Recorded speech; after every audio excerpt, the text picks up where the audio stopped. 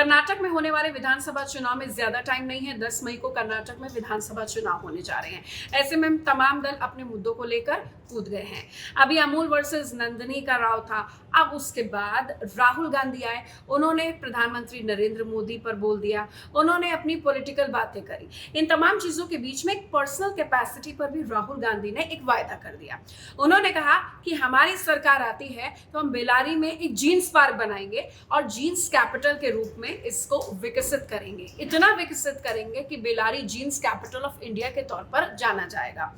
राहुल गांधी ने एक इमोशनल बात की। उन्होंने कहा कि वो मेहनत करके अपनी पर्सनल कैपेसिटी में चाहते हैं कि कैसे भी करके जितनी भी भारत में जीन्स बिक रही है ना, उसमें मेड इन कर्नाटक या मेड इन बेलारी का टैग दिखे। वो चाहते हैं कि वो हर जीन्स पे ये टैग देना चाहते हैं। अब बेलारी में सबसे पहले उन्होंने वायदा क्या किया वो आपको बता देते हैं।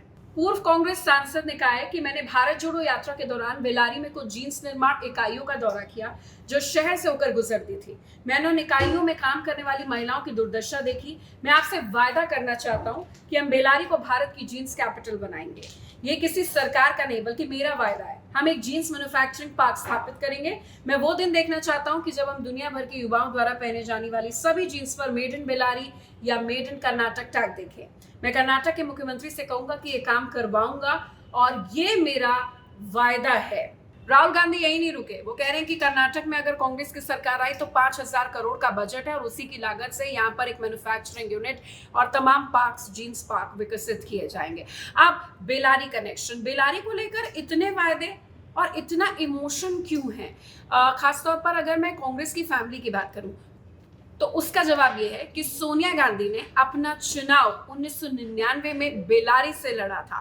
पहला लोकसभा चुनाव बेलारी से लड़ी और बीजेपी के फायर ब्रांड और धाकड़ नेता रही सुषमा स्वराज को हराया।